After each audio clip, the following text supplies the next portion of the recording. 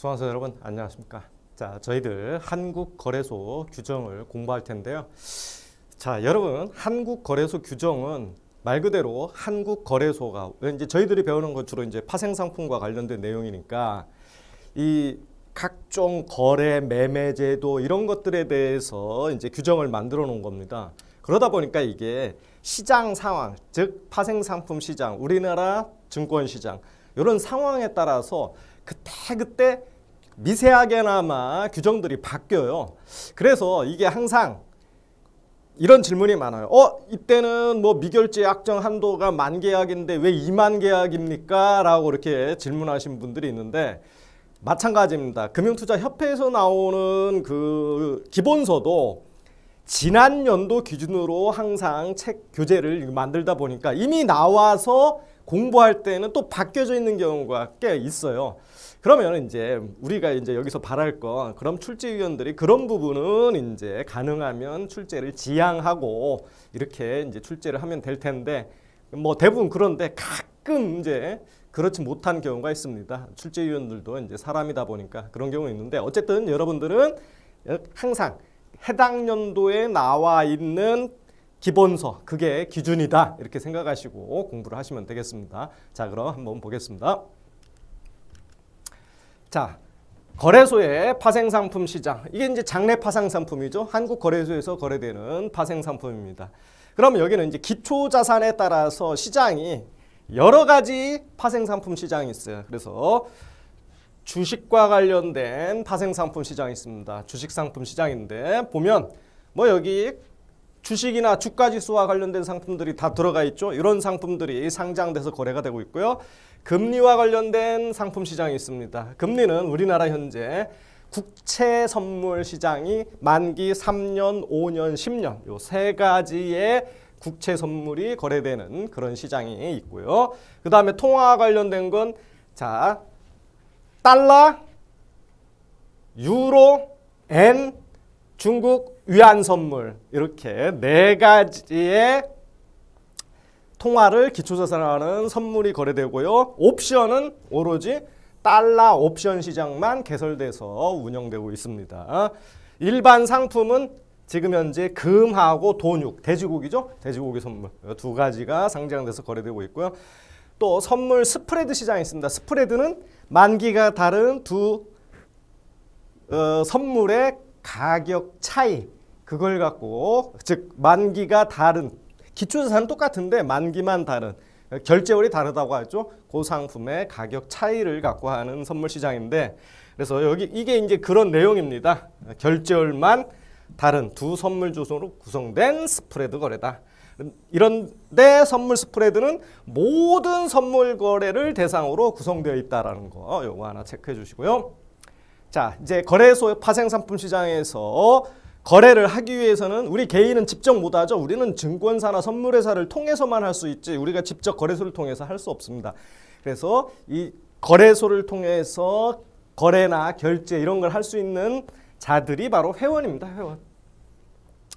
그래서 시장이나 금융투자상품 범위에 따른 거래소 회원을 구분을 하면 자, 먼저 증권시장하고 파생상품 시장 크게 둘로 나눠보면 증권회원이 있습니다. 이 증권회원이라는 것은 오로지 증권만 영업을 할 수가 있어요. 즉 증권 요거에 대한 주문 이런 것들만 받을 수 있는 거래소 회원 주로 이제 소규모 증권사들이죠. 그래서 이런 거고 그 다음에 이제 지분증권이라는 것은 오로지 주식과 관련된 지분증권만 영업을 할 수 있고요.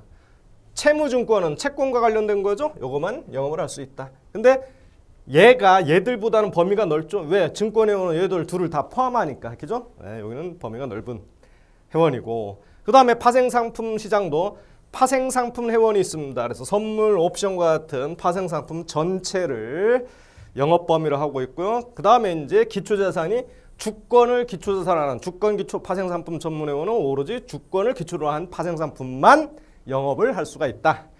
그 다음에 이제 통화, 금리와 관련된 이런 것들을 거래할 수 있는 이렇게 회원들도 영업 범위가 이렇게 나눠집니다. 그래서 범위가 이제 요거 여기 얘나 얘보다는 얘가 범위가 가장 넓은 거죠. 항상. 자, 그 다음에 결제 이행 책임 부담 여부에 따라 결제 회원과 매매 전문 회원으로 우리가 구별을 할 수 있는데요. 매매 전문 회원이라는 것은 자기의 명의로 성립된 증권이나 파생상품 거래에 따른 결제를 자신의 이 증권사가 직접 하지 못해요. 결제를.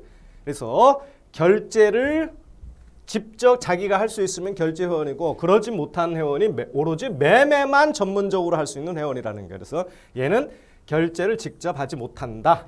그럼 어떻게 해요? 하려면 얘는 또 여기 결제 회원인 증권사를 통해서만 할 수 있어요. 그래서 결제 회원에게 결제를 위탁해야 하는 회원입니다. 그래서 매매는 직접 체결은 수행을 하지만 결제는 결제 회원을 통해서 수행하는 회원이고, 그럼 결제 회원은 뭐냐? 얘들은 자기 명의로 성립된 매매 거래, 파생상품 거래나 매매 전문 회원으로부터 또 결제 받은 거, 위탁 받은 거, 그 거래에 대해서 자기네 명의로, 자기의 계산으로, 그래서 자기 명의로 결제를 하는 회원이 결제 회원이다. 쉽게 아주 간단하죠. 자, 그럼 거래소에서 이런 영업을 할 수 있고, 즉 매매나 결제 이런 것들을 할 수 있는 회원은 아무나 되느냐, 증권사 하면 다 되느냐? 아니죠. 자격이 있죠. 그래서 회원은 금융위원회로부터 투자매매업 또는 투자중개업에 인가받은 자입니다. 그러니까 여기가 이제 인가받은 증권사나 선물회사가 바로 거래소 회원 자격이 있는 거죠. 그래서 그 중에서도 파생상품 회원이 되고자 하려면 장래 파생상품 거래에 관한 투자매매업이나 투자중개업, 이거 인가, 허가 이런 거 받아야 된다. 그럼 가입할 때 어떤 요건을 충족시켜야 되느냐? 적정한 재무 요건 갖추고, 왜냐하면 고객의 매매를 중개하고 또 자기의 계산으로 매매하고 또 결제하고 이런 많은 일들을 하다 보니까 이런 거 갖춰야 되겠죠. 당연히. 그 다음에 전산설비 있어야죠. 전문성 있어야죠. 건전성 있어야죠. 그리고 인력도 충분해야죠. 그리고 회사가 믿을만 해야죠. 신용도 충분해야 됩니다. 이런 요건이 있어요. 그래서 회원으로 이제 가입을 했으면 가입했다가 임의로 회원을 탈퇴한 자. 자, 우리는 해보니 이거 장사도 안 되고 그래서 자신들이 그냥 임의로 회원을 탈퇴했어요. 이때는 탈퇴한 날로부터 몇 년? 3년이 경과한 다음에야 또 회원으로 가입할 수 있다. 그래서 임의 탈퇴자는 3년 지나야 회원 될 수 있다. 요거만 좀 하나 잘 기억하시고요. 그럼 가입하려면 거래소가 승인해야죠. 당연히 거래소가 가입 승인하고 해야죠. 그런데 승인 취소는 거래소 이사의 결의를 통해서 이루어진다. 그래서 승인은 거래소의 회원 가입 승인이나 승인 취소는 어디서 한다? 거래소 이사의 결정이다. 자, 그 다음에 파생상품, 이제 결제하는 내용입니다. 거래소는 파생상품 시장에서 체결된 파생상품 거래에 대해 결제회원이 다른 결제회원에 대해 부담하는 채무를 면책적으로 인수하고, 그와 동시에 그 결제회원은 거래소가 인수한 채무와 동일한 내용의 채무를 거래소에 대해 부담하는 방법으로 결제한다. 이게 뭐냐면요. 자, A 결제회원, B 결제회원, 증권사입니다. 자, 여기가 이제 거래소예요. 거래소. 그럼 여기 이제 고객이 있을 테고 여기도 이제 고객이 있을 겁니다. 자, 고객이 이쪽은 매도를 했고 이쪽 결제원을 통해서 매수를 했습니다. 그러면 매도에 따른 증거금이나 결제 자금, 매수에 따른 증거금과 결제 자금 다 결제해야죠.